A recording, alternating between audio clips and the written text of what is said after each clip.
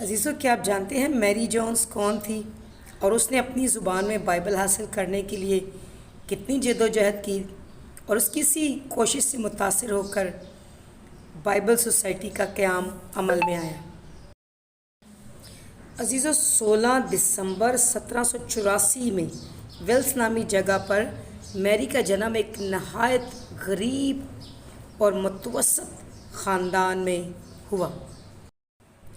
میری کے والدین کے پاس ایک دولت کثرت سے تھی اور وہ تھی ایمان کی دولت۔ وہ ہر اتوار خداوند کے گھر میں اپنی ننھی بیٹی کے ساتھ جایا کرتے تھے۔ میری ابھی 5 سال کی تھی کہ اس کے باپ کا انتقال ہو گیا۔ اس کی ماں نے معاشی تمام ذمہ داریوں کو سنبھالا اور میری کے ننھے کندھوں پر گھر کے کام کاج کی تمام ذمہ داریاں آ پڑیں۔ میری جونز کو پڑھنے لکھنے کا بہت شوق تھا، خاص طور پر بائبل پڑھنے کا۔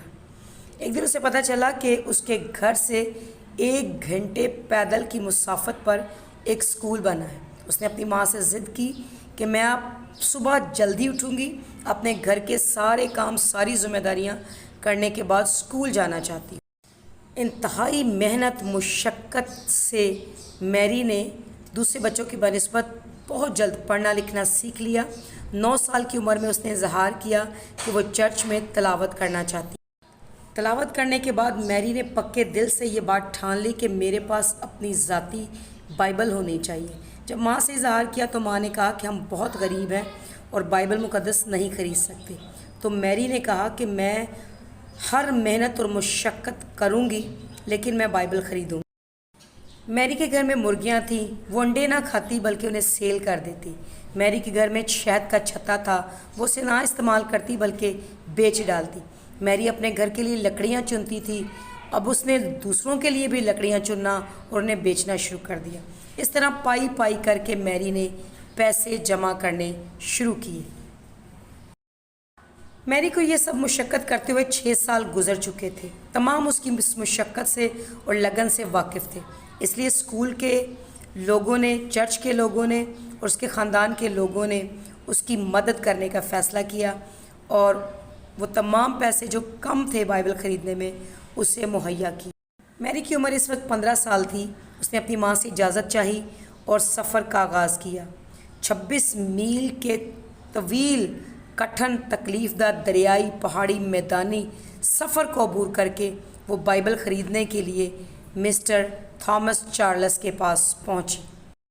مسٹر تھامس چارلس میری کی اس کہانی سے، جو بڑی طویل کٹھن اور مشقت بھری تھی، متاثر ہوئے بغیر نہ رہ سکا۔ ایک دن آرام کرنے کے بعد میری وہاں سے اپنی بائبل لے کر روانہ ہوئی، پھر وہی تکلیف دہ اور پیدل سفر کیا اور اپنے گھر پہنچی۔ گھر پہنچ کر اس کے دوست، ساتھی اور خاندان نہایت خوش تھا اس بائبل کو پا کر۔ مسٹر چارلس نے اپنے دیگر ساتھیوں اور ممالک میں میری جونز کی اس کہانی کو شیئر کیا۔ وہ لوگ بھی اس کی کہانی سے متاثر ہوئے بغیر نہ رہ سکے اور سب نے مل کر ایک بائبل سوسائٹی قائم کرنے کا فیصلہ کیا۔ 1804 میں ایک ایسی بائبل سوسائٹی قائم کی گئی جو مختلف ملکوں اور شہروں میں لوگوں کی اپنی اپنی زبان میں ترجمہ کر کے بائبل کو سستے داموں مہیا کرنے کی خدمت کو سر انجام دے گی۔ میری جونز چاہتی تھی کہ تمام لوگ ہر روز اپنی زبان میں بائبل مقدس کا مطالعہ کیا کریں تاکہ ایک ناقابل فراموش زندگی گزارتے ہوئے دوسروں کے لیے چراغ بنے۔